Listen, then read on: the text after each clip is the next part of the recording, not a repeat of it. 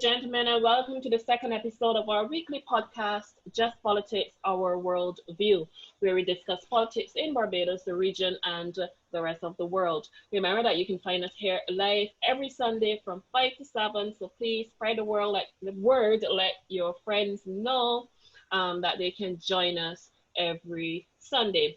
When you join the program, please share so that others can also enjoy, and you do your part to increase our viewership. I am your host, Ayo Olalara, and this is my co-host, Dr. Terry Harris. Good evening, Terry. Good evening, everyone. Welcome back. So this week we have Dr. Belle, who is our guest. So Dr. Belle, who's a very prominent political scientist in Barbados, retired Dean of the Faculty of Social Sciences. Good evening to you, Dr. Belle. Good evening, Terry. Glad to be here. So the topic this week is to debate or not to debate, and it's brought to us by Thinking Analytics, developers of data models and data visualization. So Thinking Analytics is our sponsor this week. Thanks to them. And over to you, Ayo. Thank you, Terry. Welcome, Dr. Belle. Nice to have you with us. Thank you. And in the weekly roundup, this week was an interesting one for politics. In Barbados, the by-election in St. George North continues with the Democratic Labour Party's candidate deciding to sit out the debates. Whether this was his best choice or not is debatable, and we'll get to that in a moment. Government also announced that Nelson's days are numbered in Bridgetown, as a date is set for his removal from the prominent former slave market area turned National Hero Square. The irony is that Minister John King being asked to make this announcement and arrangement really hasn't been lost on us. And weirdly, Grenville Phillips II is suing the government of Barbados over its appointment of Bishop Adderley, the leader of the opposition. Phillips claims that Adderley does not have the support of another member in Parliament as required by the Constitution in order to become the opposition leader. In his suit, he's asking to have the concept of support defined. By now, it must be clear to Mr. Phillips that he himself will likely never get the support. And moving on, a group calling themselves Family Faith Freedom, the FFF, sounds familiar, has held a couple of marches against the government for its proposal to recognize same-sex unions. At the latest march, members of Sexual Health and Empowerment, a group, or SHE, joined in with a counter-protest. The members of the church, with regards to SHE, said they believe that we hate them, and that is a lie. At the end of the day, this isn't about Barbados, this is about God and the devil, heaven and hell. And from our biblical perspective, this is the final showdown between God and the devil, and everyone is on somebody's side.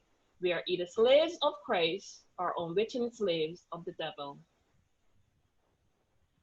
Sounds like hate to me. A little crazy, but still hate. And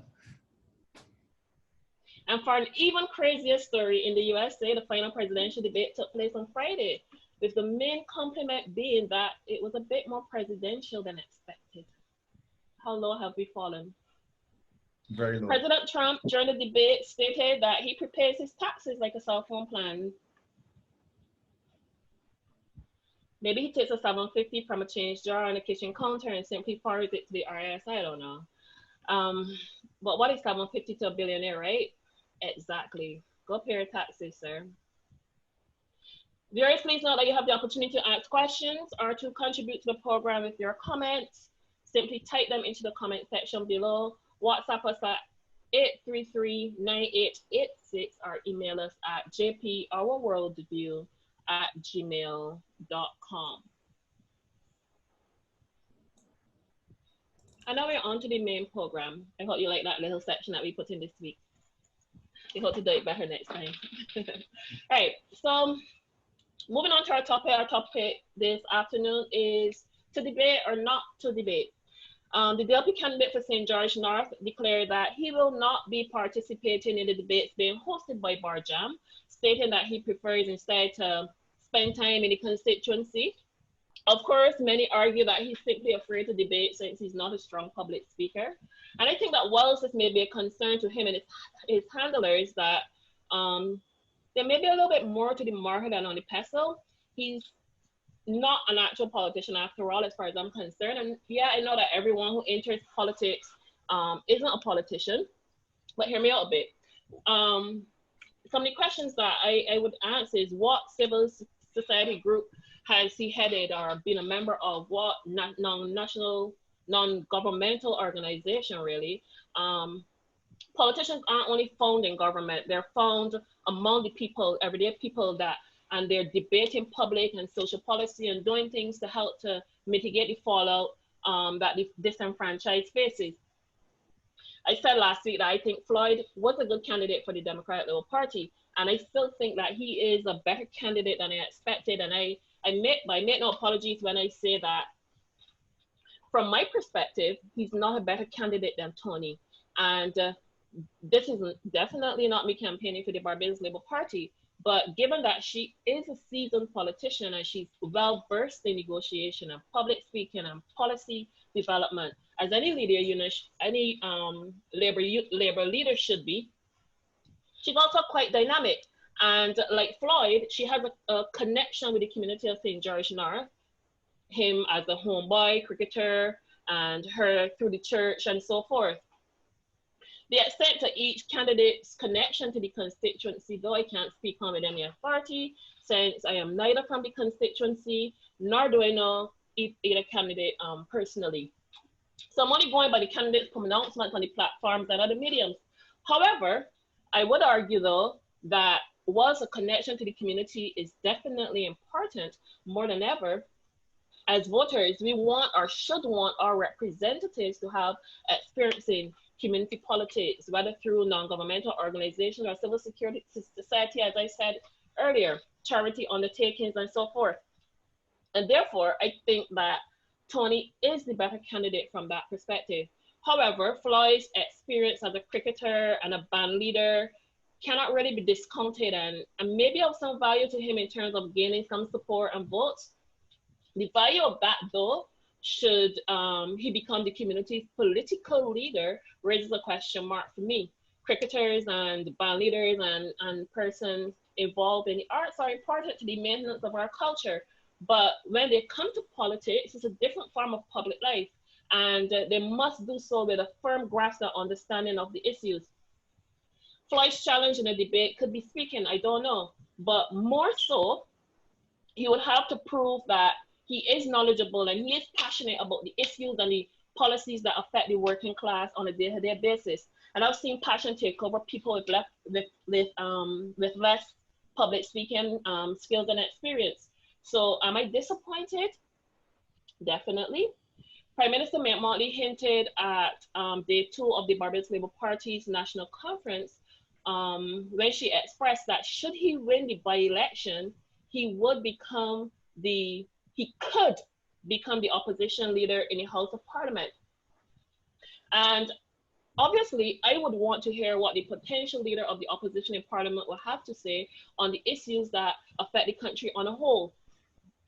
So I care about what he's passionate about when it comes to representing the working class.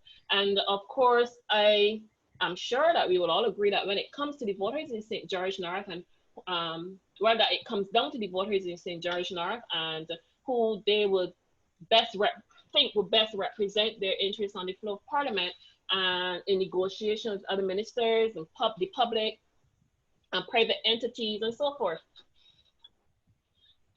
To get things done in St. George North. But what do you guys think, Dr. Belle and Dr. Harris? Is Floyd doing what is best politically by not debating? What does Floyd or the DLP have to gain or lose by debating or not debating? And Dr. Belle, I want to start with you. I know that was a long spiel, but I kind of wanted to get into the topic a little bit. What are your thoughts? Well, you did cover a lot of stuff there, so I don't know if I could be able to pick up on everything, but if we start from the base, then I have said in another place already is that I believe the debate is not a requirement for by-election in a constituency, the I would associate debates with national general elections, where national issues can be are required to be addressed, and people as a whole want to hear them, especially the leadership of the parties, and that usually revolves around the prime minister and some prominent ministers and so on, or prominent members of the opposition party.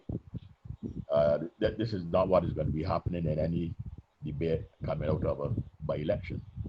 So that the by-election would normally be locked into parochial matters, and it is really about the people of St. George North selecting a member. So I think that there's some amount of overkill in asserting that there's a need for debate, but the government has launched that position, and some people are saying that they're prepared to participate in it. But I think that the Democratic Labour Party, as the major party in opposition, is quite legitimately can say that we do not see this as a national issue. That there are not national issues that are going to be debated here. We are not in a general election, and we do not see why we should expose our candidate to such an activity when it is really not particularly helpful to the general electorate. So that would be my starting position. I heard then some points that were made in relation to whether it is because Mr.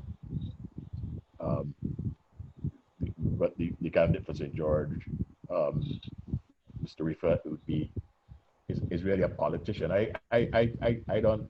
I think that is a bit narrow to say ask the question whether he's a politician.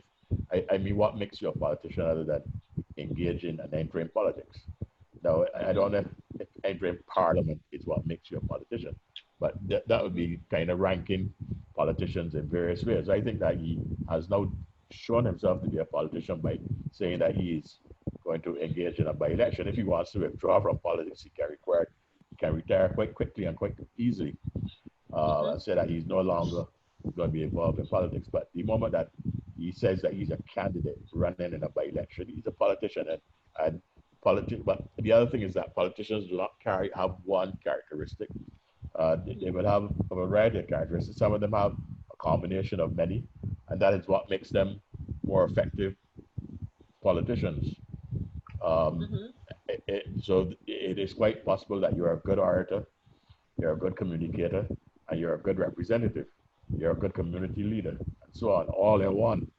Or you might be one of those at a very good level, sufficient to get the support of the by-election of the constituency that you are seeking to represent.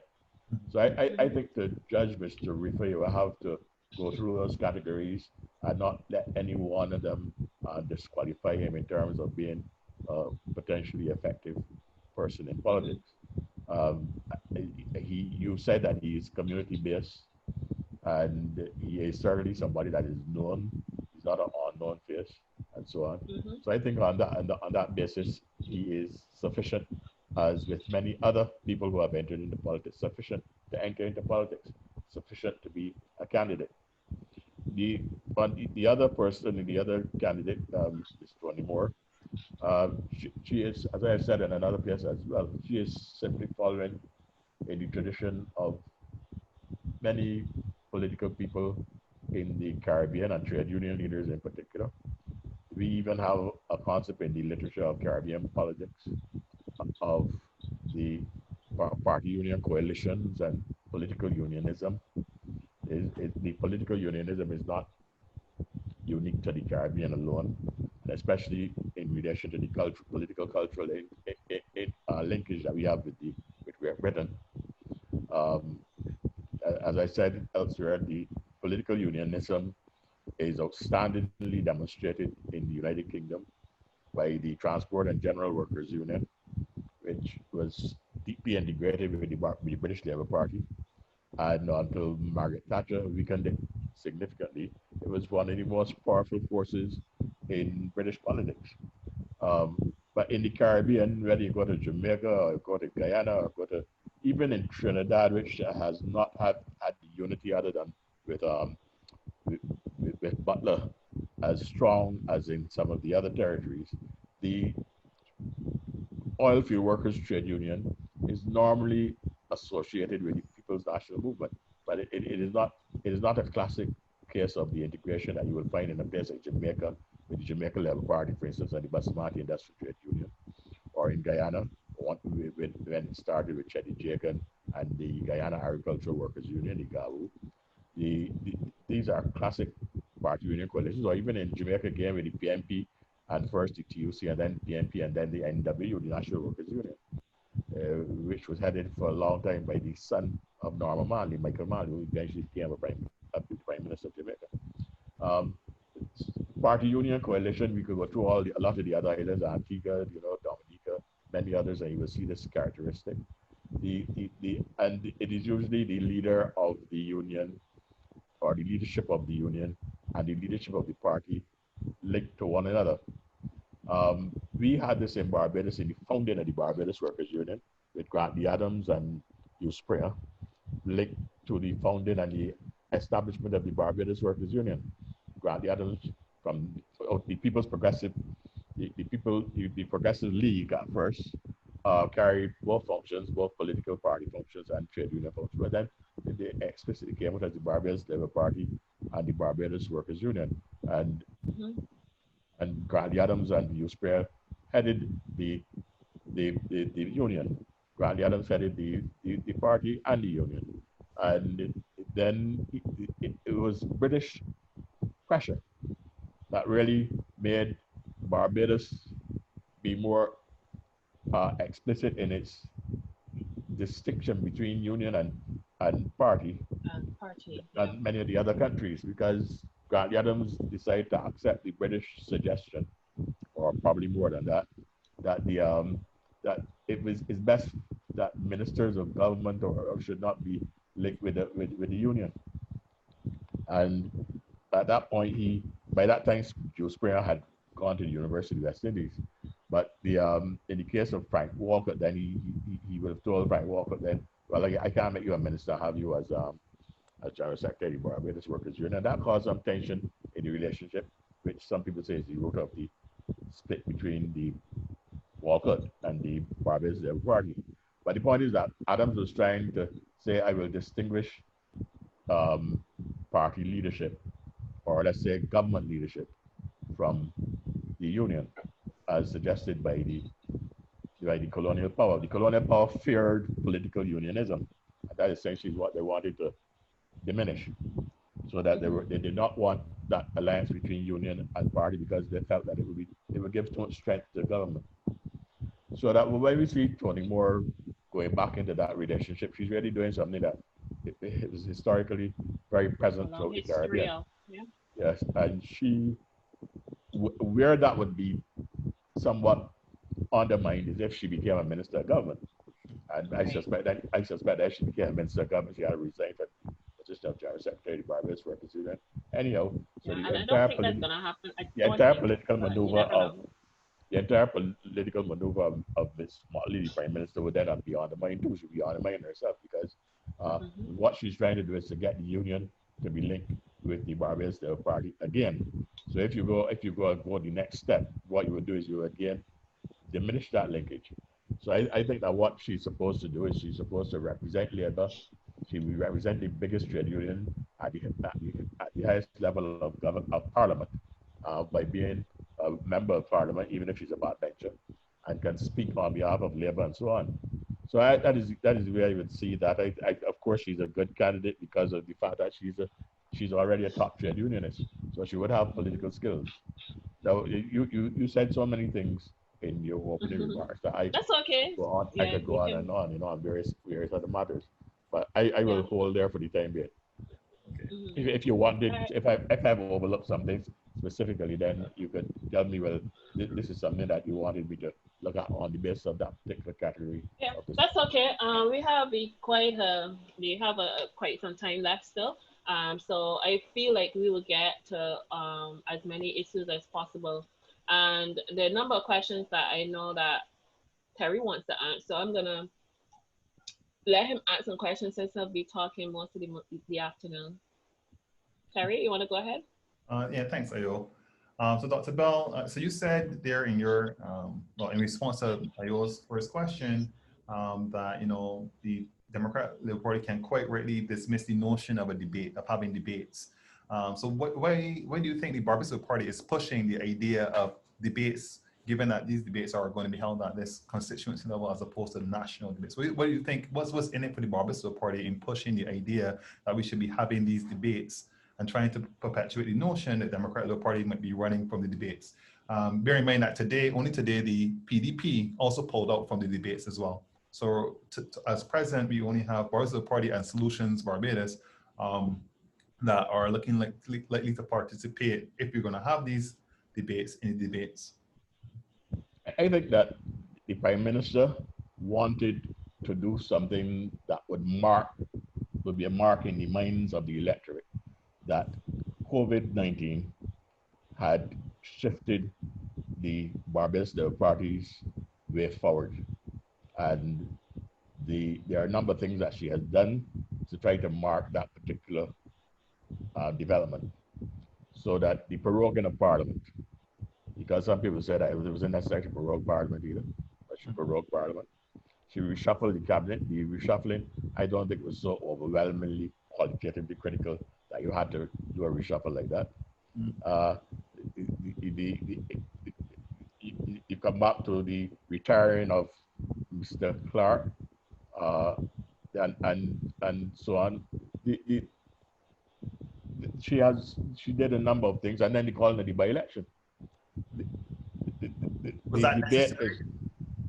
The debate, all of that was, I think, to say to the electorate of Barbados, I am taking fresh, what is the cricket analogy there?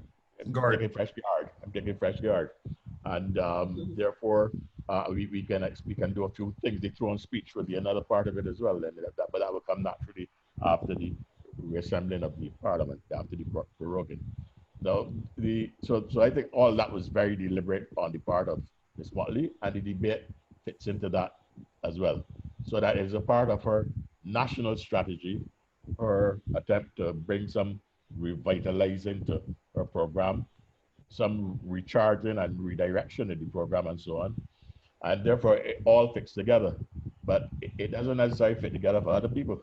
It fits together for her. So that I think that is why you can say, okay, that is working for you and it's working in terms of what your intent is. But I don't see why you need to participate in it. So that you can stop the prorogue. And if Parliament is prorogued, you can stop the throne speech. In a sense, you can't stop the by-election, but you can say that I'm not going to debate. Okay, right. So I guess. So are you, sorry, go ahead. No, go ahead, Ayo.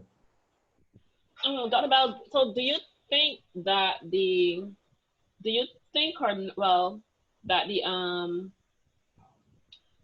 smaller and newer parties, do you think that they would benefit from these debates, given that they obviously have very small followings and so forth? Do you think that they would benefit from being on the debate stage, on the national stage debating?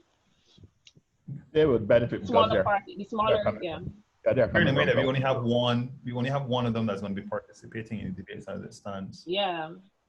Yeah, they can benefit, but I don't know how much they would get out of it, because I don't think any of them are going to do very well or perform very well because of the fact that they're these small parties and third parties. So that you can say that a third party will always be looking for exposure, and therefore they will get exposure. To participate in a national debate would also give them some kind of, I don't know if prestige is the right word, but it would make them look big in a way that they legitimacy at least, right? I don't know if it's legitimacy, but it would make them have prominence in a way that they wouldn't otherwise have a chance of having prominence. And so to that extent, if you put it in that way, on that side, you could say they might gain there, but they would then be diminished, because I don't think that they will be able to equal the other people if there was a full debating setup. That is to say, the government is going to be able to make them look irrelevant. And if the LP had been participating in debate, the LP would then demonstrate clearly that it is the party that is the dominant opposition party, and that the third parties are really almost immaterial. So that on that other side, now they might do more damage to themselves by exposing that weakness, that glaring weakness to the public. But we know theoretically that that is the reality, that is their glaring weakness, that third parties in a strong two-party system are not going to do well. And unless, as I said elsewhere, one of the major parties is collapsing, imploding, destroying itself, then it's not likely that a third party is going to come through. If you go look at British politics again, there's a more credible third party in British politics in Liberals than we would have in our third parties here. But there are 90 parties, 90 third parties. People might get confused with that term that political scientists use. But if you have 90 parties, they're all third parties. Okay, if they're competing, because the argument is that one of two parties will be the government. It's likely to be the government. So anything that is not one of those two parties is a third party. So then in Britain, the Liberals, who were at one time the second party, were displaced by the evolving British Labour Party. And the British Labour Party took the place of the Liberals. The Liberals have survived into the present as the party that runs third in Britain, in a way that we don't have any such party in Barbados, because those parties that were present, let's say in the 1940s, like Vin Crawford's Congress Party and the Electors Association and so on, those have withered away and disappeared. Even the Motley Group, the grandfather of the present Prime Minister, that would rump of the whole Conservative Party, that also disappeared in the 70s. So that there's no third party that's going to hang on. The closest that came to that was Richie Haynes' NDP, and what he was actually doing was tearing out a piece of the Democratic Labour Party, and that failed. If that failed, I don't see any of them coming anywhere near being any kind of third party that you will look at seriously. Yeah, I guess if we look, because you drew the British example, and if we look at the Liberals, the Labour Party, and Conservatives, they all have a basis in mass politics in the UK, right? And I don't know that is the case with any of the third parties that we have in Barbados, right? But perhaps your statement, I think it's back in 2016, that they're likely to fade away unless one of the two major parties destroys itself. Maybe that is the case. But I want to pick you up on the question that, a statement you made prior concerning everything that the Prime Minister is doing, and ask you this: do you think that the calling of this by-election is necessary? Is it something that she should have done at a point in time? You said before, the proroguing of Parliament. You made comments regarding a whole host of things that she's been doing, the return speech and so on. Is all this really necessary? And is the calling of this by-election in particular, is this necessary? And in calling this by-election so soon after seizing government, it's only 2 years ago that they've been in power. I mean, the Barbados Party in government has done a lot. Have they artificially brought forward a referendum on themselves? Well, let me do the last one quickly. I don't think there's time, space yet in the governance of Barbados by the Barbados Labour Party post 2018 for any referendum issue or anything like that. I think when that call was made by the Democratic Labour Party, that was a bad call. I noticed that they haven't continued with it.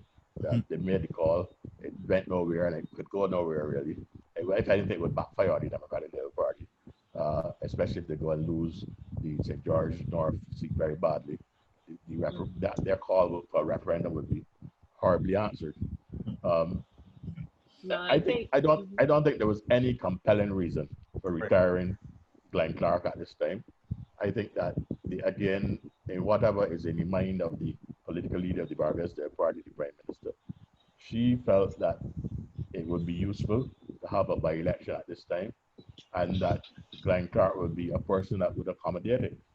And therefore she has gone there. The other side of that would be that she wants you in some urgency now. Whereas you're saying that there was nothing compelling on the side of telling Glenn Clark to retire at this time. On the other side, there might have been some urgency, in her opinion, in her political opinion, to get the Barbados Workers Union in total alliance with the Barbados Labour Party again, if the opportunity was there. Now she doesn't get it in total alliance because the Barbados Workers Union carries members both of the Barbados Labour Party, Democratic Labour Party, and others. The skill of the leadership of the Barbados Workers Union is to be able to keep all those people supportive of the union's policies and goals, so that Tony Moore's skill is, as General Secretary, is to keep all those people, even the two competing party members within the union, keep them loyal to the union, loyal to the executive, loyal to the secretariat. Um, but at the same time, you cannot say that getting the General Secretary of the Barbados Workers Union to be in Parliament on the side of the Barbados Labour Party is not a major, almost a coup by by Miss Motley. So Yeah. that in that sense, it was something that she should say, this is the opportunity, the window is open, I have to go through the window. And Yeah. she takes the opportunity to do that. On the other hand, if you look at the question of why Glenn Clark, I don't know why Glenn Clark any more than anybody else, other than as a CFC. Well, well, I guess that answers the next question that I have for you. Is that whether do you think the Democratic Party has any chance at all of winning, given the historical performance of the Barbados Party in that seat? I think in the last 34 years, Democratic Party only won twice.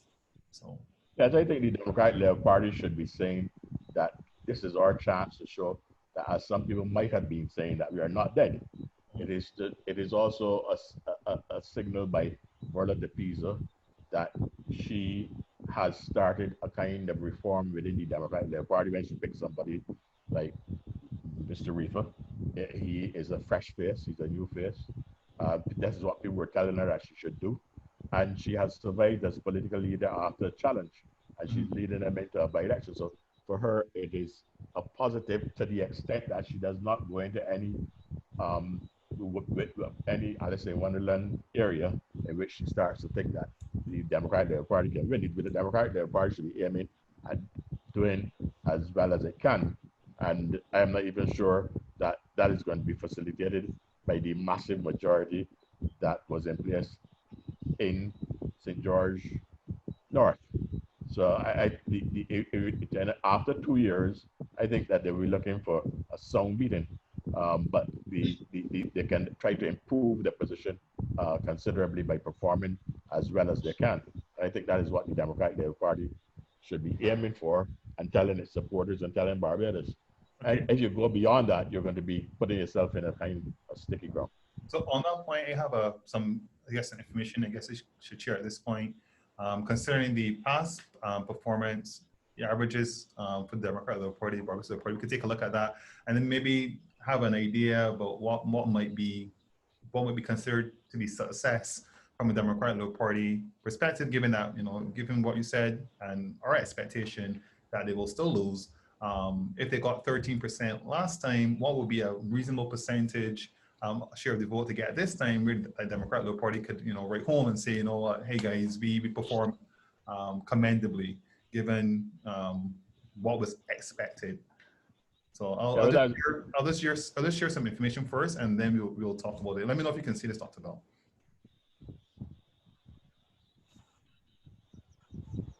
Yes. All right.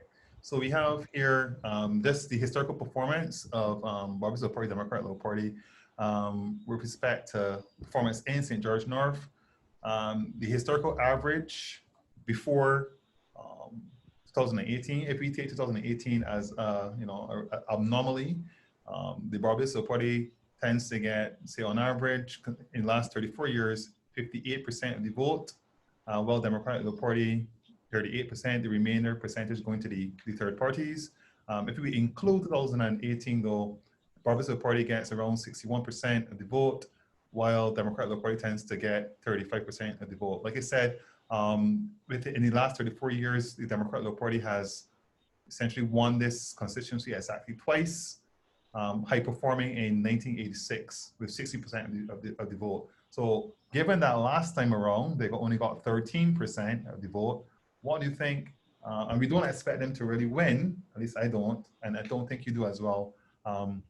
If they could probably revert to the historical norm for the Democratic Labour Party of around 38% vote, do you think that would be something they could argue, they could say, we've done well given in mind that so far in the election, they've more or less had the majority of the narrative. They've driven the narrative for the most part. And now all that remains to be done for them to do is to do a commendable job at the poll, and then maybe say, you know, well, we technically won this, guys, even though they've lost. What do you think? What are your views on this? Yeah, but in terms of specificities, I'm not going to go into those in terms of. I will leave that to statisticians and the pollsters. Mhm. But even though most political scientists are exposed to polling, but the people that are actually the practitioners of polling, I will leave it to them to say something in terms of a specific. But I would say in a general sense Mhm. that if they can increase if once they get an increase in the percentage average, that they can say that they have done well. Okay. So that anything above what you are showing there is 35% and 38% and so on. Anything that goes above that is an improvement for the Democratic Labour Party. If they stand still, it just confirms to people that nothing has changed since 2018. And if it goes down, it shows the extent to which the lashes that the Democratic Labour Party has taken in the last couple, let's say 7 years, that the party has suffered. It would also say something against Mr. Pisa in terms of that she has a lot of work to do. Okay. All right. Thanks for that, Dr. Let Bell. me answer a question. Mhm. Because I kind of want to go back to the by-election again. On the issue of the opposition leader, if Floyd should win the by-election, this will put Adeli's position in question, since Floyd will be coming from a party that won the second highest votes in the last election. It's actually for that reason that I thought Mr. Pisa would actually run in the by-election.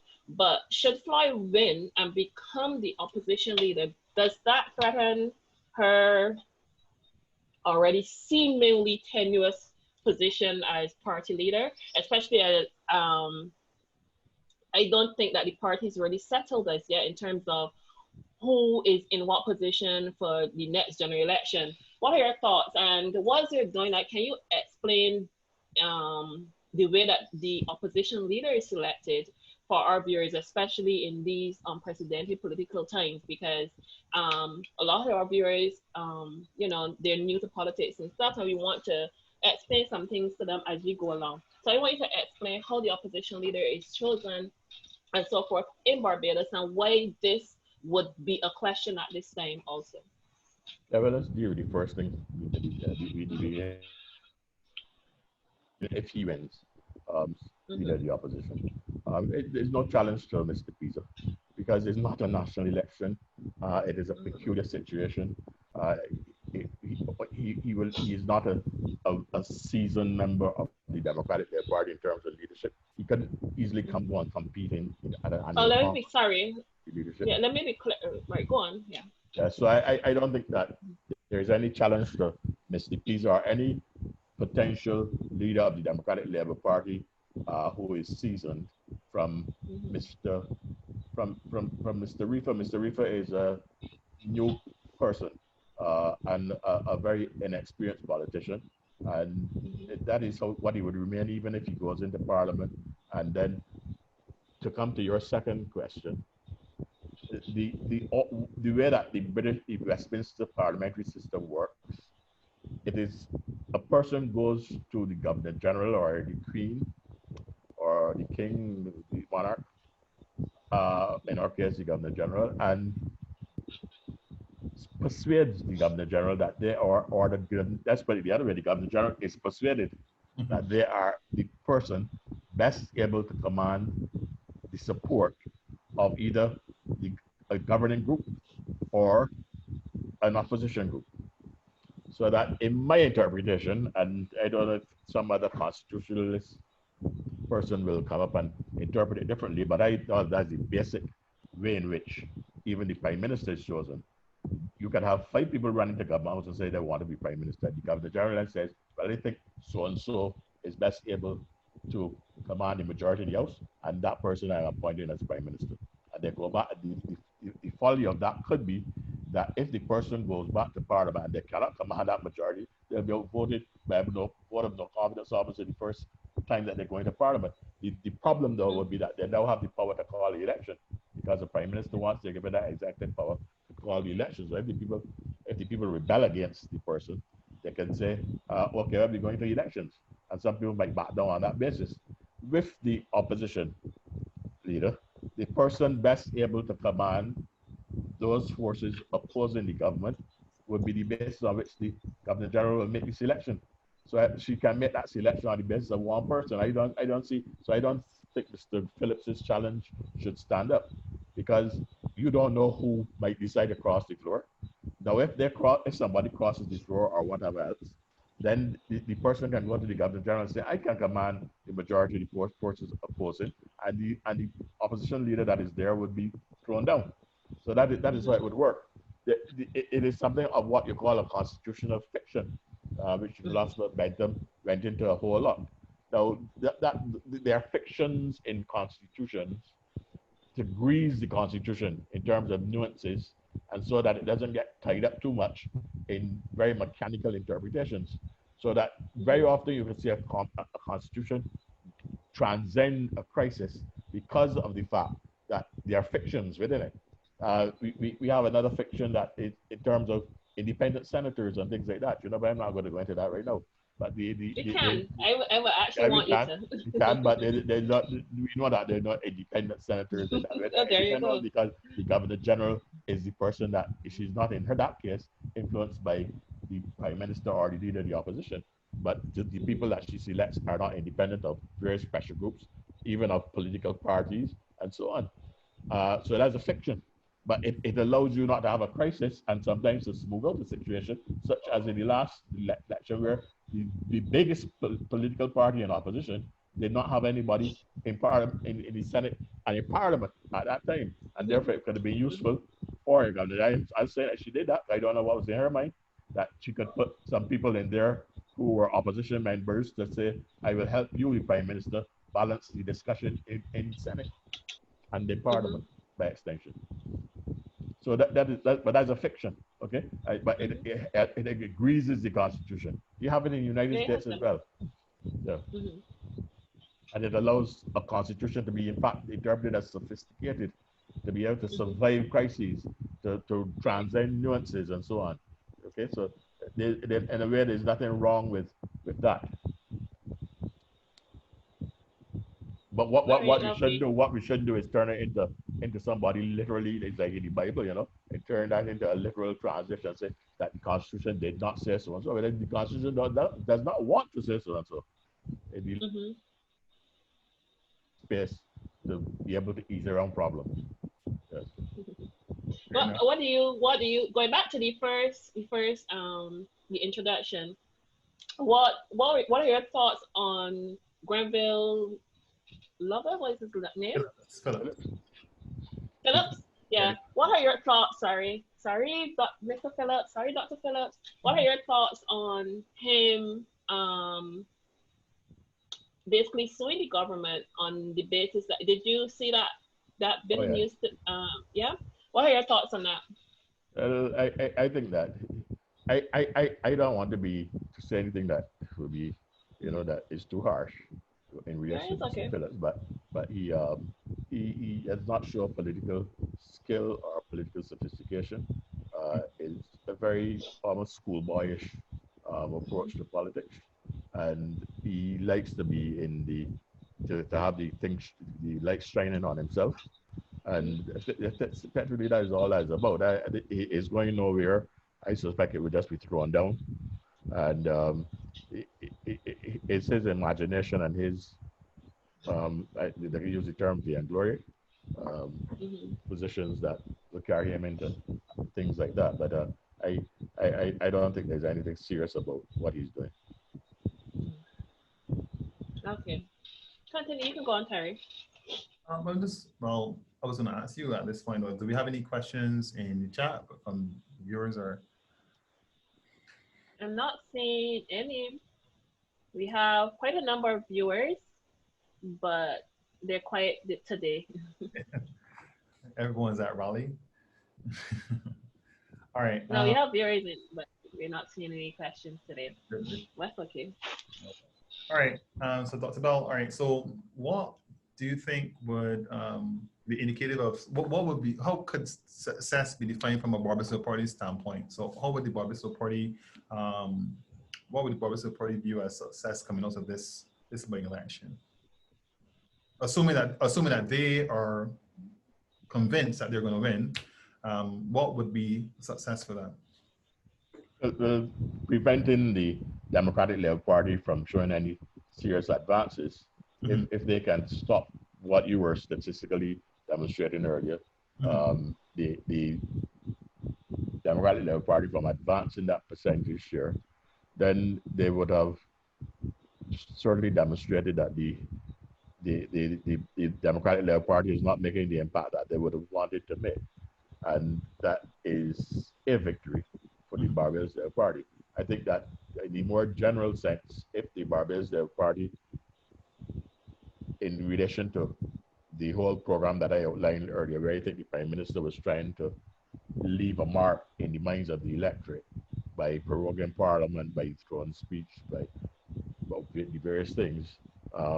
If she was able to get off a message of Barbados is doing things differently because of the experience of COVID-19 and so on, if she achieves that in the campaign and that message is carried over, then they can estimate the success on that basis, that she has successfully carried that message, even though it might have, in a sense, less to do with St. George North than you might otherwise think it should. So she would always take for granted that she's going to win the seat. Right. But then it is the message that she gets across, and if she keeps the Democratic Labour Party on the defensive, or even pushes it back further, those would be the two elements that I would say would be the main indicators of success.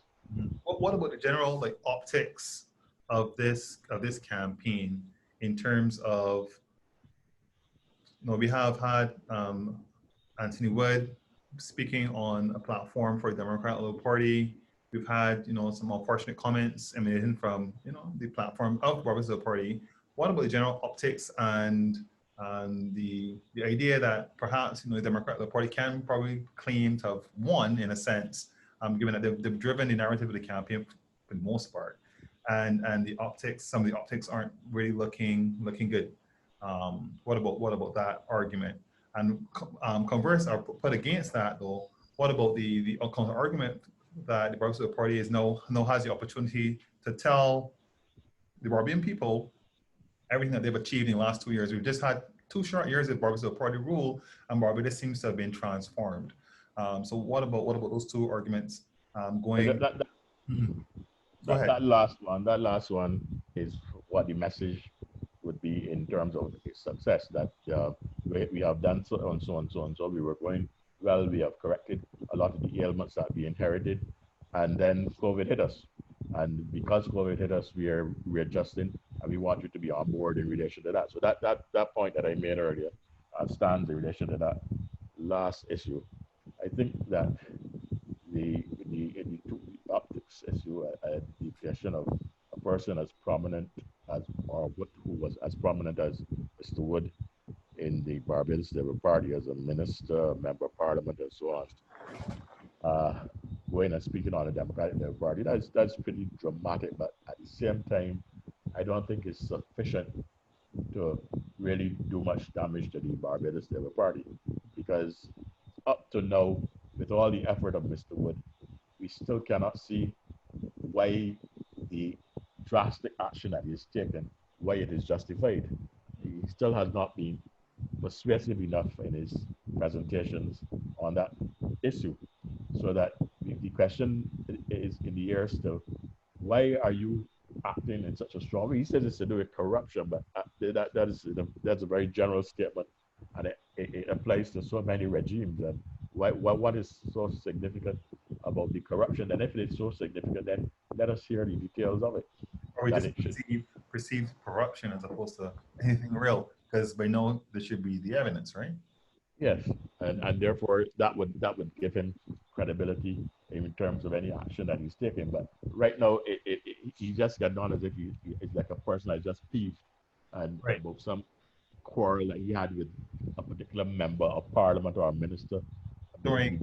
between the chairman of the board and the minister and that kind of thing. And that is not sufficient to behave in the way that he's behaving, because he could easily go into the background and keep quiet. He was not in parliament.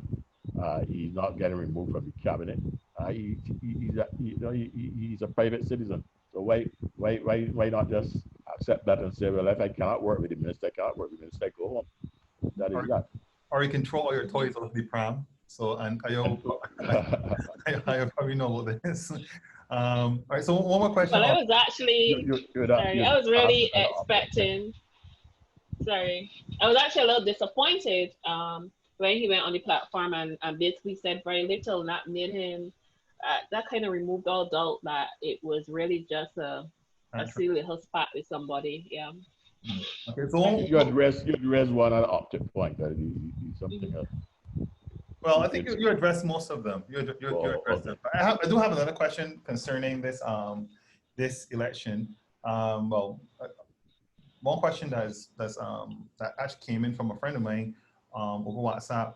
He's asking, is there any evidence that the Democratic Party supporters abstained from voting in the last general election? Do we have any evidence of that? And if so, will they come out and vote in this by-election? Do we have any evidence that because there's a notion out there that, you know, the Barbados Party won by such a large margin simply because the Democratic Party supporters stayed home, right? Is there any evidence of that? And but is there any evidence that the Democratic Labour Party supporters have overcome that problem if they did stay home? Right, so they may stay home again. I don't think that you see that. I don't think you can do it on that basis. The reason why pollsters and statisticians and so on, they look at trends, right, and they'll be saying that it is difficult to reverse a victory like that in that sort of space of time.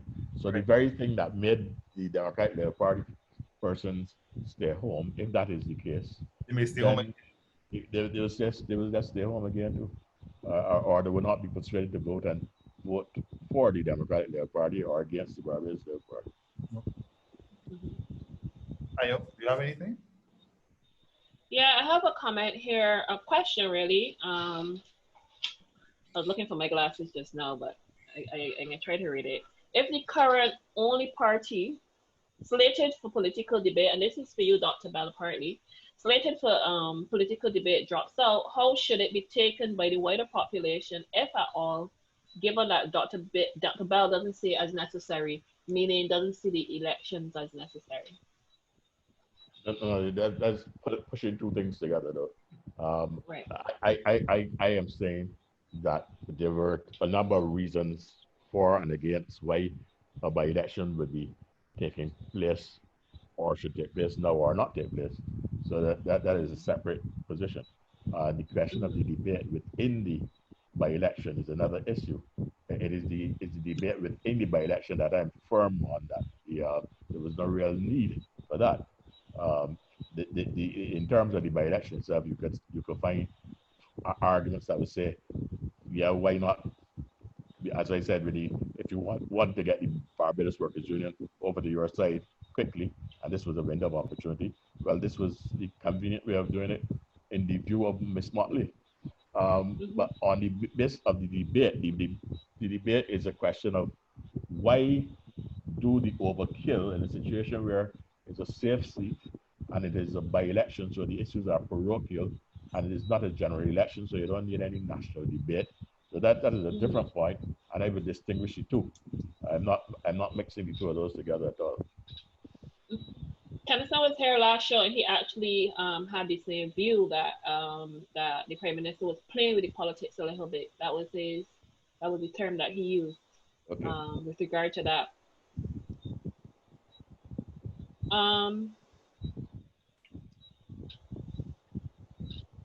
You want to continue, Terry? I don't have any more questions from the audience. No more questions from the audience. Well, this question pertains to outgoing Member of Parliament Glenn Clark, and his new role. You know, is recently announced that, you know, he has to renounced his Canadian citizenship before taking up the post as Barbados High Commissioner to Canada.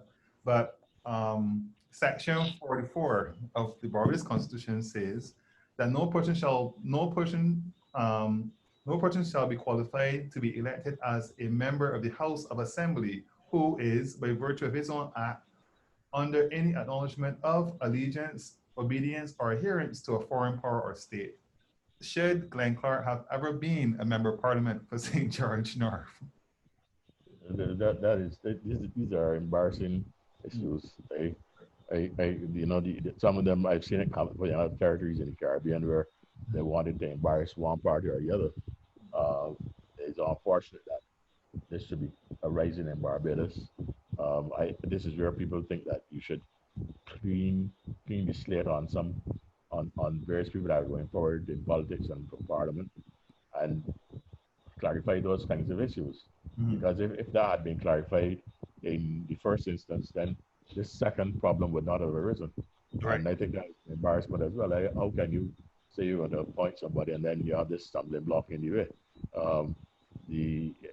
If it is going to be not of a big thing, in other words, that you can renounce it, as you said, right, then I suppose that's how you get over it. I mean, otherwise, what would happen is that you have to actually send him somewhere else where he does not have dual citizenship. You know, he send him to the United Kingdom or what. Yeah, I mean, the renounce it's not something that should be happening. Yeah, the renouncing, I don't think is a big issue. It's that big of an issue because he can simply renounce his citizenship of Canada, and then if he wants to take it back up after his term as Barbados High Commissioner to Canada, he can probably take it back up. But what is troubling, and what would be interesting to find out from the ruling party and from him in particular is exactly when he had this dual citizenship, because it seems as though, I mean, I'm no lawyer, but a reading of the Barbados Constitution suggests that unless he was born in Canada, he shouldn't have been allowed to be a member of Parliament for Barbados and a dual citizen of Canada at the same time. Yeah, well, likewise, I'm not a lawyer, and I would wait for the constitutional lawyers to make the interpretation on that specifically. But yeah, I think that it sounds like a blunder, and it sounds like an embarrassing situation to find oneself in. And it's embarrassing for the government as well to Right. have made such a proposal and then find themselves trapped by that kind of condition. And Glenn Clark himself should have declared his hand. Right. Any comments? All right. I have another question here from the audience. Somebody's Wesley asking, Wolseley, sorry. I believe that most of the people have made up their minds about who they are voting for. Do you think that the debate will change anything in this regard? I personally don't know. Wolseley will have to tell me, I think, who they're voting for, who, since he's made a declaration that they've made up their minds. Well, I'll still answer Dr. Belle if you want to comment on that comment. What we're saying is that in the electoral behavior patterns, that people, if 2 years ago you had this overwhelming vote for the Barbados Labour Party in St. George North, it is not likely in terms of our understanding of political behavior that an electorate will change its position so dramatically that the Democratic Labour Party will be able to win. So I'm not even going to go to the level of saying whether people have made up their minds already. In a sense, that is taken for granted that most of the people are not going to change their point of view over 2 years in that kind of way, in that dramatic way. That is how you can do any kind of scientific polling anyhow, because you say that the possibility of such behaviors shifting is not likely. And therefore, on that basis, you make some level of prediction. So it is that rather than just people have made their mind. I would say that in a general election, sometimes there's a point at which you can say people have made up their mind.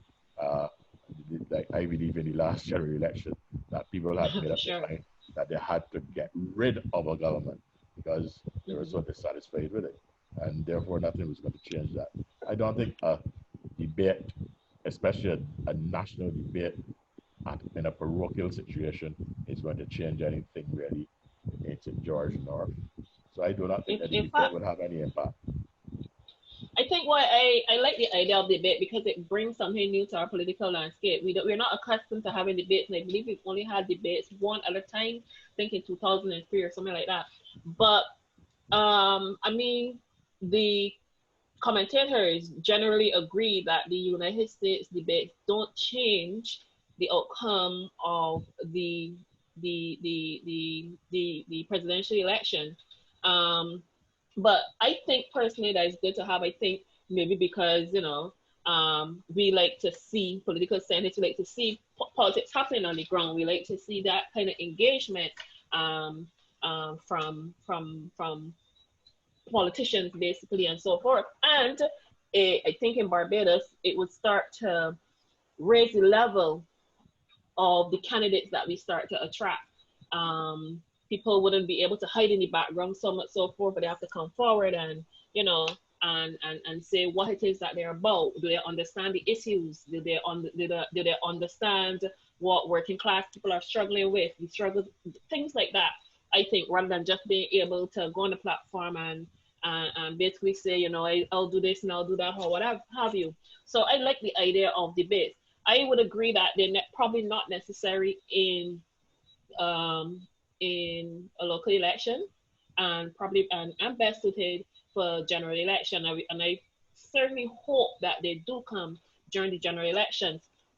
But I think one of the reasons that they were put on, one of the reasons that was given basically, is that due to the COVID conditions and so forth, and the reduced number of rallies and so that would take place, that the debates were an answer basically to that. What are your thoughts? Well, if you go to the general democratic point that you're making, the general point on democracy and accountability, everybody can say, well, anything that adds to discourse and discussion is good for a democratic culture. So that this is why I'm not saying, because I'm saying anything about St. George North, I'm not saying that in terms of the general election. General election, I think we should have debates. So that for the reasons that you gave, I would agree with that. I don't particularly go too hard on the last part of the point where you're saying that it would expose certain people or that kind of thing, because I don't think that it should come down to whether somebody necessarily understands the issues, because it may be a person who is a good representative, a good community leader, who might not understand general national issues. But and in any event, everybody's not going to be able to participate in debates. So what would happen is that those people who are going to be leaders in the government or are leaders of the party, I think that is an opportunity for them to give the picture to the electorate of what the party is about and what the leadership is thinking. But there are many people that their strengths would be not in debating, not in demonstrating comprehension on all the issues that might be affecting the country, but that they understand the parochial situation very well.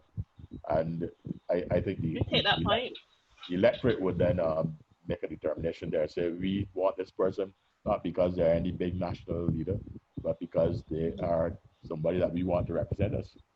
So I would put it in that way. But the general point on democracy, of course, that is good, and everything should be done to encourage such and to encourage accountability and discourse.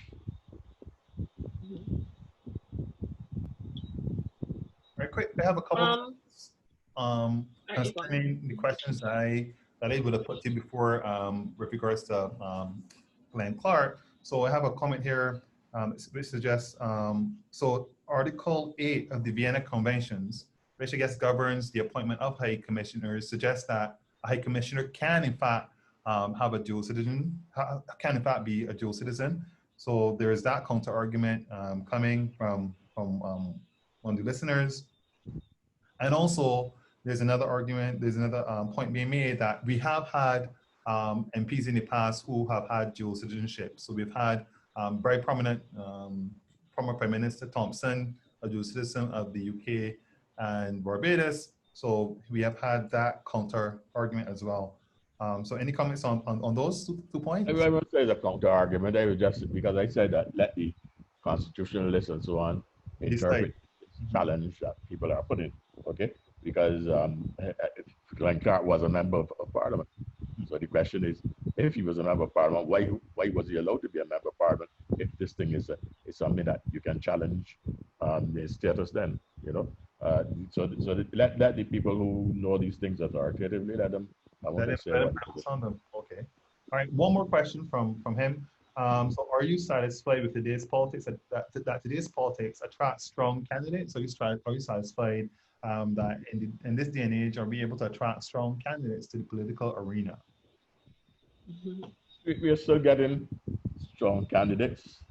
How do you define a strong candidate? Okay, I can come to that. I will also say that there are a number of persons, if you look at certain generations, that you will see that depending on what was the wider politics that was going on, even globally, that there's some generations of people who will be absent from political participation in the country. And because they were either attracted or distracted into other things. And you lose out in that way. There's also the constant view that says that politics is too nasty and too rough, and therefore this would inhibit a certain type of person from getting involved. This usually includes women. That a lot of women could be good politicians or could be good representatives do not participate because the terrain is too rough. But there's also, as I said, a generational distraction. You could have a generation of people who are into other things, or even into other politics, and therefore you could look at them and see how in another age these people would be the prominent politicians, but they did not participate because of being distracted into other things. And I think that is a thing that will be on rotation. It's something that is not. You can say that will be consistently so. What would happen is that if the political climate changes, then that set of people will emerge again, and then they might diminish again in terms of their presence. The one that I think is more persistent is the one where politics is seen as being dirty and so on. I think that itself is even diminishing because I would say even the social media, although it magnifies you things to some extent, it contains it because you can't get away with a lot of murder now that you would have in the past because people can answer you in such a multifold way on the social media, so that would contain your behavior. It's racist. Like what happened in the case of the comment that was made on the platform, how quickly people came down on that, and then there was a forced withdrawal and a retreat. So I think that I don't think that we could come to a conclusion that the quality of the people going into politics now is less than before, but it would be relative to the conditions that are prevailing at the particular political moment. And we have a new generation. Well, we have a generation of millennials, new to the political scene, I guess, in the last election, and obviously the Zoomers are coming in now. They're likely to be a majority in Barbados soon. They're already the majority, I think, in the United States.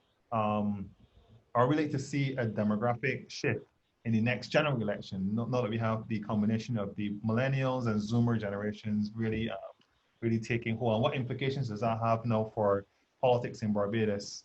I mean, we're online now on things like Facebook, but Facebook is a Generation Xer type of thing, right, Ayo? Carry on, Terry. It is Generation X, and you don't come at me with this already. But yeah, Generation X. But we get Zoomers too. We do get Generation X, and you get a lot of Boomers on Facebook. But to be honest, that is the demographic for politics generally. Right. So it's the best place to play politics. Right, so engagement that you want, you will get on Facebook. So that's fine. Yeah. So I guess the question to you, Dr. Belle, though, is given the numbers, because politics is a game of addition. It's about numbers. Given the size of this Zoomer millennial generation, what are the implications for the future of Barbados politics, and are we likely to see a demographic shift in the voting populace in the next general election? I would put that down to Yes, I understand. It goes down to political climate again. If we look at the United States, for instance, okay, you'll see that a lot of those people in the last presidential election around the old man, what's his name again? Um, but there were a whole set of young people. Eh? Exactly, right? Bernie Sanders.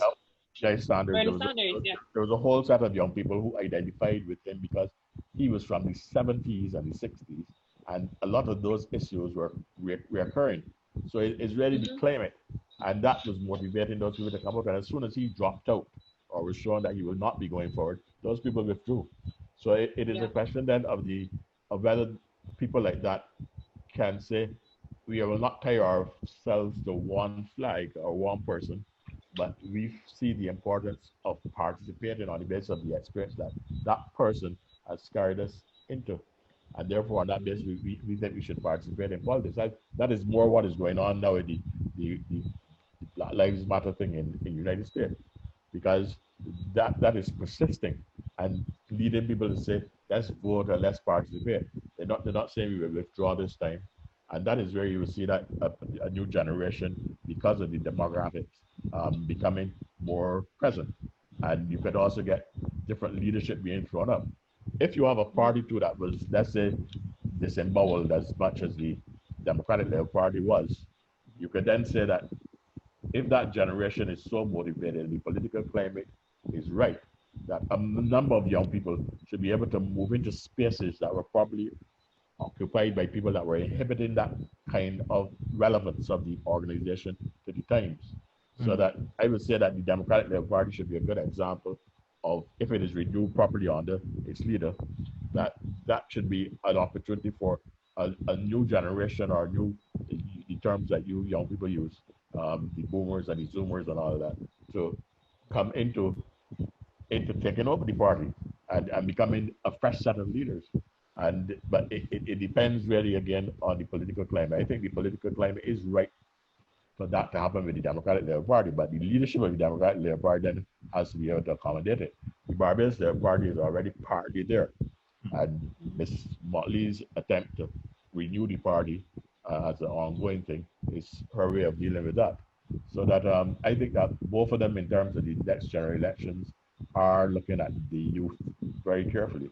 And I think that this generation of young people, I mean, the youngest of the young people who can participate in politics, they are much more likely to be ones that will persist and come forward than even the preceding generations, who were living in a period of neoliberalism that almost took away from them any energy.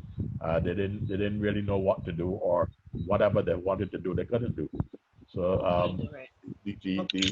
the present set of people, the values are again shifting, the climate is shifting, and the possibility for young people to assert themselves politically and to last, that is greater now. And I think that we should see in the next few years a greater presence of young leaders emerging. So what are some of the issues? Yeah, I find that. Go ahead. Yeah.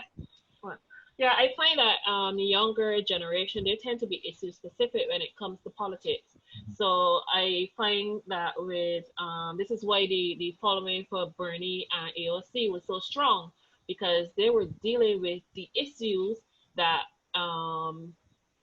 that affects the future of those generations, the Generation X, the millennials, and Zoomers, and so forth. So if our politicians, our parties aren't able to deal with those issues, aren't able to put forward those issues, then it's a little bit harder to attract people who generally would not have an interest in politics. People just say, well, I can live anyhow, or whatever, I still got to pay bills or what have you. So I think that the challenge for political parties and politicians in general is to deal with the issues that those generations are interested in. And I think that's kind of what you were saying just now, Dr. Belle. Yeah, I agree with you absolutely. Again, I don't think that's new either. That is what would have motivated people all the way back in the 40s and in the 50s and so on. That the politicians were dealing with. The issues are different. What happened in the period closer to our time was that the politicians then started to distract people from the issues, to avoid issues, because Right. they didn't want to attend to them, or they couldn't attend to them without endangering their political survival. So what they Right. did then were to bear distractions. But usually the most effective, successful, meaningful, transformative politics is that politics that is dealing with the issues. Right, right. Mhm. I guess that was actually the same question I had. And in fact, I was going to ask, what type of issues do you think would appeal to these young persons? Because just to reiterate what I just said, in the United States, the younger individuals support Bernie Sanders because from their perspective, he's been on the right side of issues for decades, right? So he's been on the right side of issues with respect to social justice, with respect to climate change, a whole host of issues. Are we likely to see similar issues resonating among the young in Barbados? Yeah, and especially post-COVID, because COVID-19 has exposed a lot of realities that were being successfully hidden by distractions. So that the COVID thing laid the thing bare. That this is the reality. This is how people really survive. These are the people that are really vulnerable, although they look like if they're prosperous Right, in times that are not challenging. When you see that reality, people who have lost their jobs, who have lost their careers, whose businesses have closed down, people whose education has been disrupted, they then see the importance of those things in a way that they were told, don't worry about that. You're going to get that anyhow. Don't worry about that. Your business is going to succeed anyhow. They now know that there's a Mhm. reality out there that says, no, a business can close down. No, my career can be Mhm. destroyed, and so on. So they want somebody that's going to pay attention to guaranteeing those things are protecting them. And that Mhm. carries you right back to a period where the society was much more unsophisticated. It's right, not as sophisticated. And therefore, it is going to, I believe, in a sense, hopefully, force some politicians now to get back to showing how you can guarantee a defense against such things. The broader issues like globalization and small state issues and so on, those will be relevant to people that are thinking at a different level. But they are also issues because if you see your beaches being destroyed, if you see bigger hurricanes coming down on you, if you see drought and so on, if you see water shortages, these are affecting everybody. So that the people I think will be moving into a period where they will tell the politicians, yes, we want to see you address these very real things. And COVID-19 has made it glaring, not only here, I think globally, all right. over the world. People have the eyes have been open. So I expect some amount of ideological shift, some about like the amount of programmatic shift related to the fact that the world has been exposed to that reality. You see, where Mr. Trump is said to be able to generate a lie almost by every sentence. There's also a big lie that was told to about things like the American dream and all that. That was a big lie, Mhm. and people are seeing that as well as problematic. Yeah. So that if you translate that down then into your own situations, these lies have been told long enough, and COVID exposed them. COVID Mhm. revealed them right to the roots. And So, but I know I have a question, but quickly on this same point, um, are- do you think the issues that are resonating with the younger people are in the post-COVID environment? Do you think that these issues are more likely to be revolving around the material or more symbolic? Because I mean, we have the removal of the announcement that Nelson will be removed, and we have a whole host of other more symbolic, I think, gestures to the more progressive elements of the society. But is this sufficient? Do we need more material um, in the post-COVID environment? Do you think we need more material um, policies that speak to the material needs of the people in a more full-fledged way? What do you I think? saw that young generation of people that went out on the streets in Mhm. relation to the Black Lives Matter thing in Barbados. I saw them linking both, that they were able to link the symbolic and the material. And I think that Yep. is actually the most powerful way to go forward. Right. And the way that the symbolic does not become a distraction is that it becomes almost like common sense. So Mhm. that I remember back in 1973, I wrote a letter to the advocate or at that time was like yes, it's talking about taking out Nelson as Mhm. a as an undergraduate at Mona. Mhm. Now it's taken all that time for Nelson now to say Nelson's coming down next month. But that's from 1973. I said that, okay? And then now the only body said it again in 1987 in the public lecture in Queen's Park. And many other people have said these things. But the thing is that, look at the length of time that that took. But it is now, I would say that the young people almost, to say move Nelson is almost like a stoops. Right. Move him. Why is he the reason why you should move him?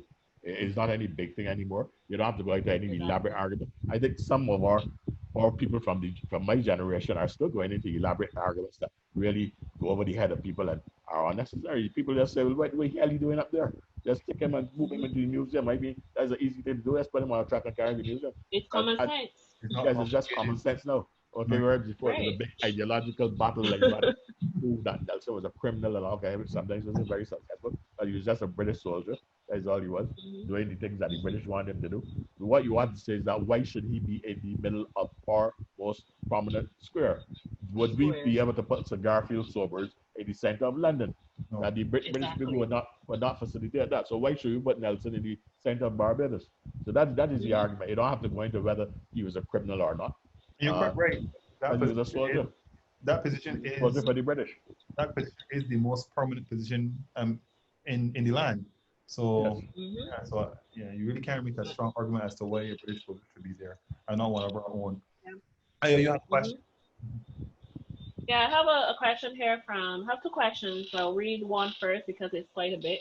Ursula is asking, does Dr. Belle think that first past the post works in Barbados to clearly define the will of the people? Or should we as a nation look to other voting forms, such as proportional representation, to get a more balanced representation of what the people want? For example, in the last election, I think people voted out the Democratic Labour Party, but not necessarily that they wanted to vote in the alternative. Yeah, but that argument for past the post versus proportional representation is a very old argument in discussions within liberal democracy. Again, you're going to find a case that goes in favor of one or the other, depending on what you want the outcome to be. The strongest case for first past the post is that it creates majorities, especially within a system like the Westminster liberal democratic system, Westminster model. It creates a majority that can govern comfortably. If you have proportional representation, it is going to facilitate the presence of a lot of smaller parties, which might be more representative in a sense of all the different opinions in the country. But what it does is that it weakens the majority. And as a result, governments become unstable. And you will have very rapid turnovers of governments. You will have a lot of parliamentary coups and that type of thing. When I say coup, don't get taken up with the military or anything. I'm talking about people just ganging up together and deciding that let's move this body and so on. As you see in some countries in Europe that have the proportional representation, the government falls every few months and that kind of stuff.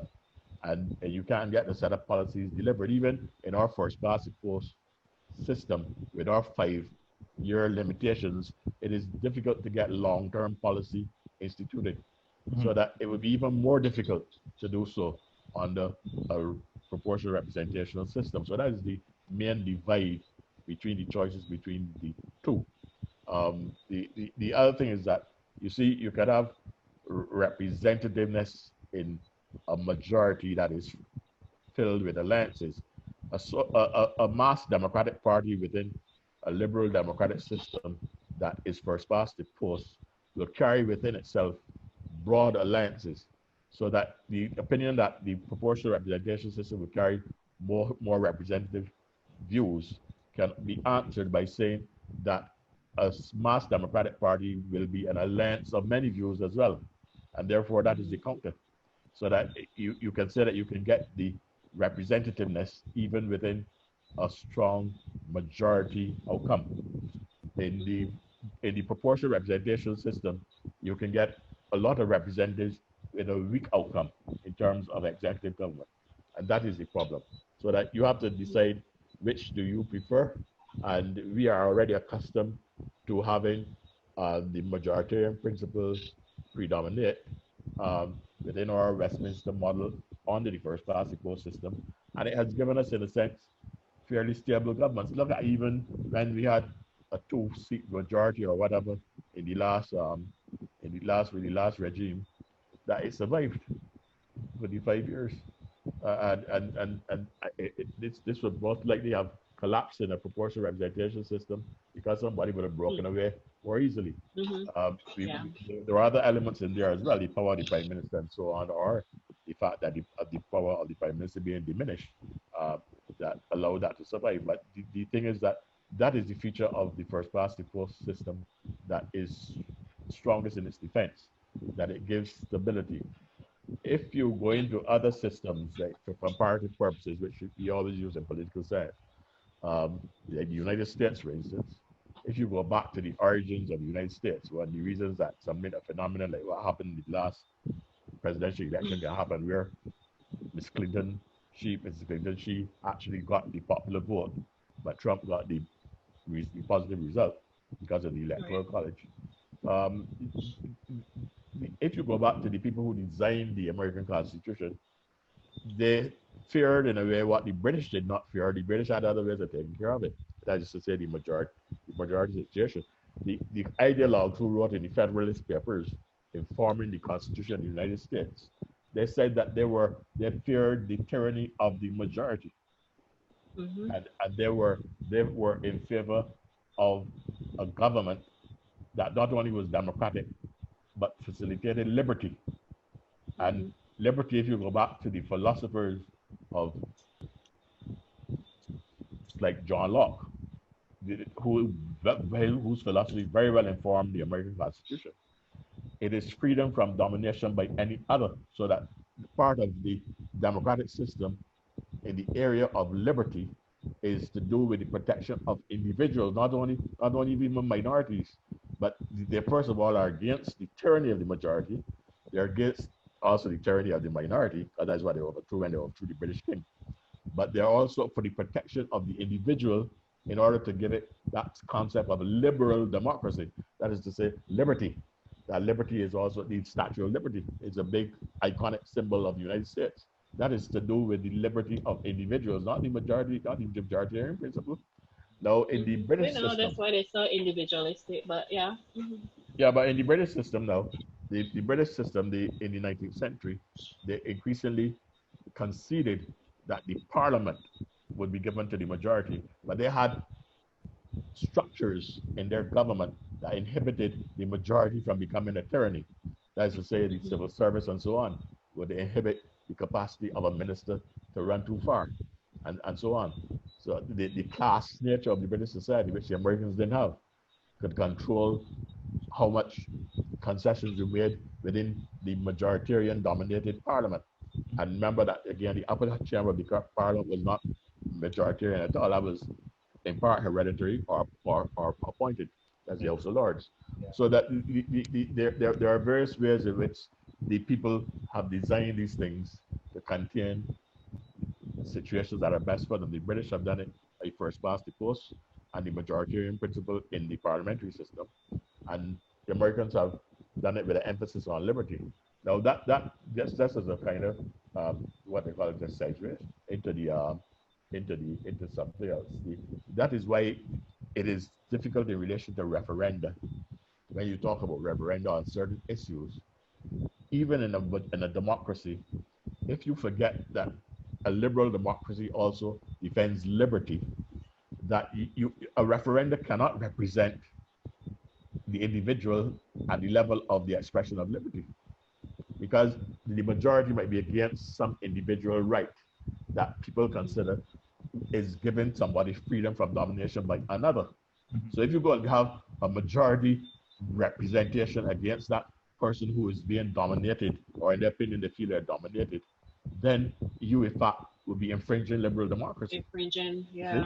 You can't justifiably hold a referendum in that case.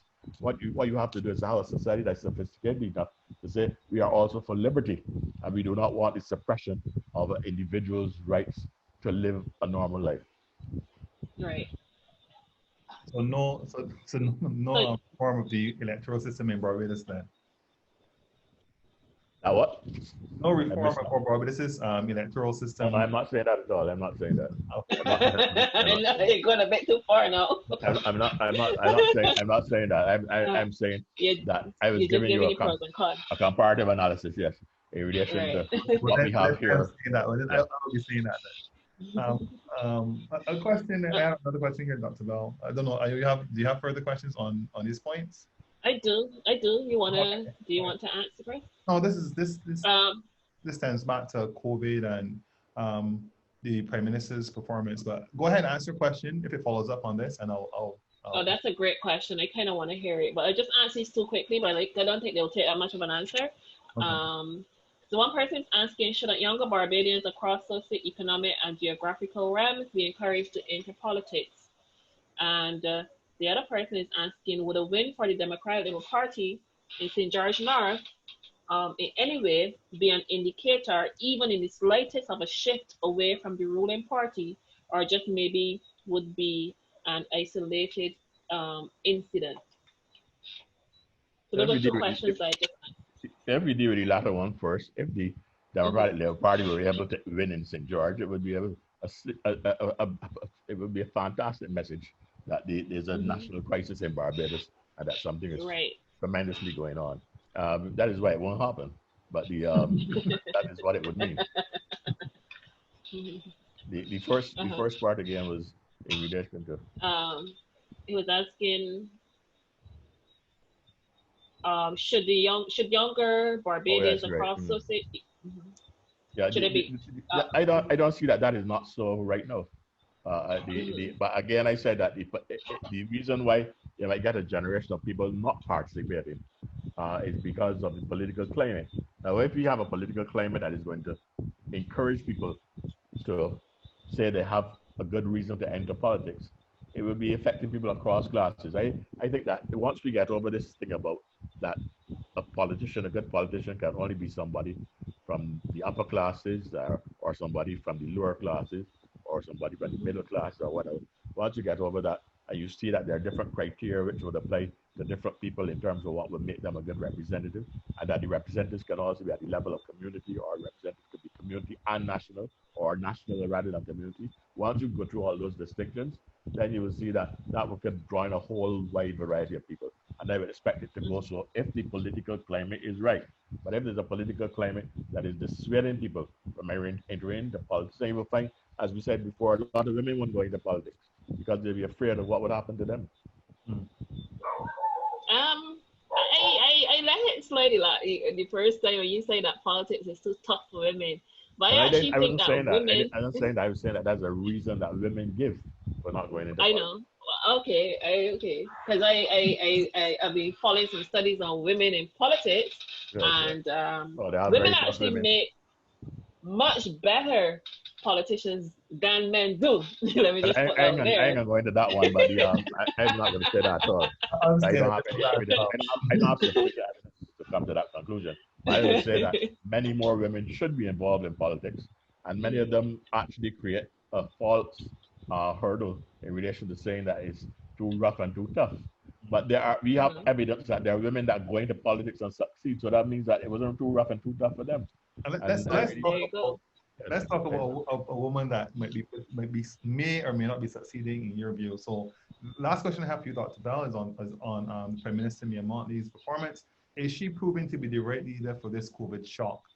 Is she proving, given everything that's happened up until this point, the renegotiation of the debt, getting Barbados out of that very tricky situation, and also the managing of the COVID situation in Barbados, has she proved to be the right leader for this moment in time, bearing in mind that we just had 2 years of Barbados party rule, and things seem to be up and running in Barbados despite COVID, despite the deficit, despite all these things. Barbados seems to be, back. If we leave with the last one again first, in terms of the management of COVID, I don't want to speak so early that we have what is happening in Europe happen here, but we were never in the situation that they had in Europe from the initial management.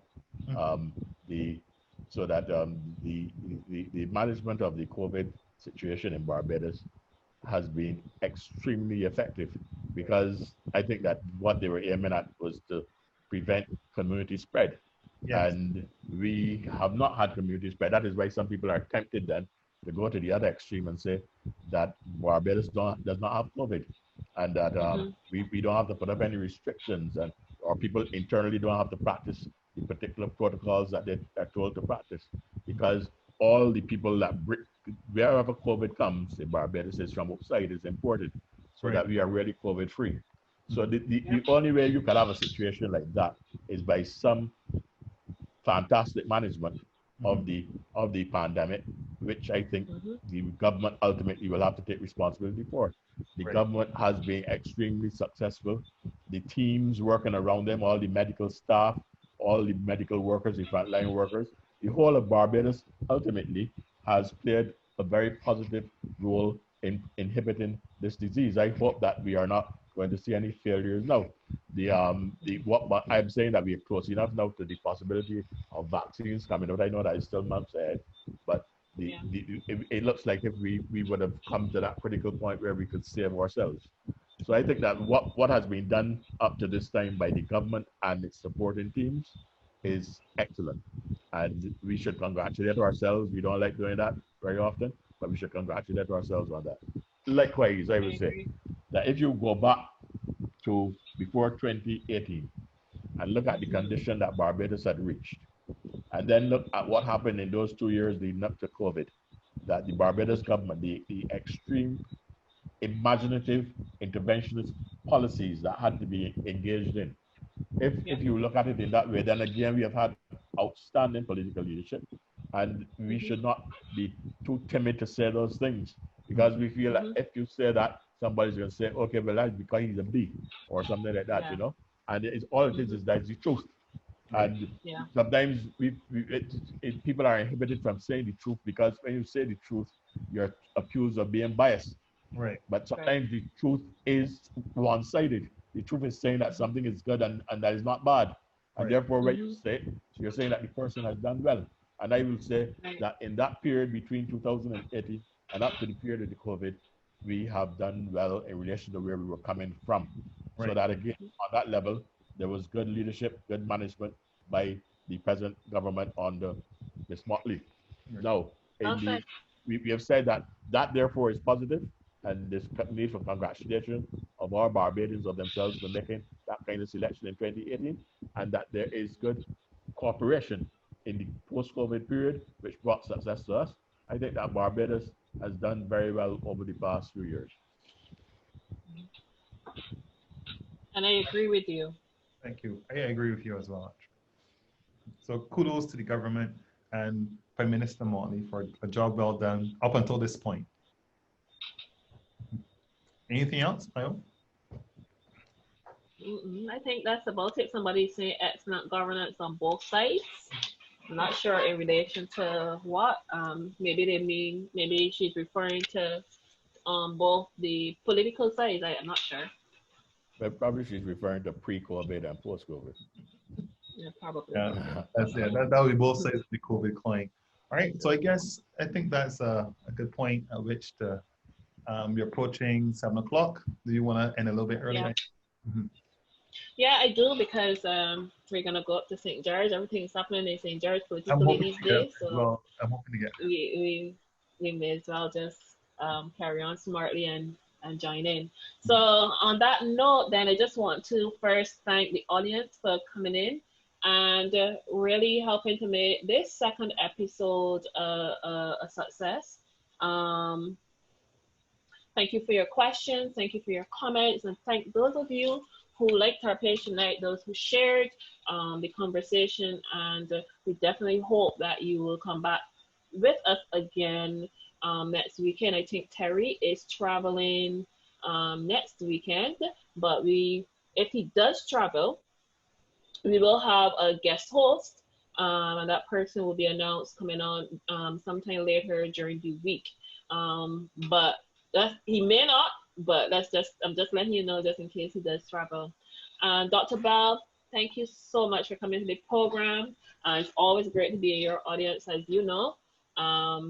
So I'm grateful for you for coming in tonight, and we hope that you come back again. Yeah. Yes, I will. Pardon? I will if called upon, yes. Lovely.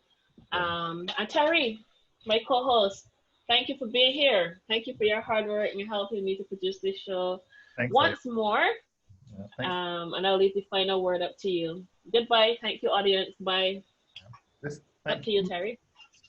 Thank you, and thank you, Dr. Belle. I will see you next time.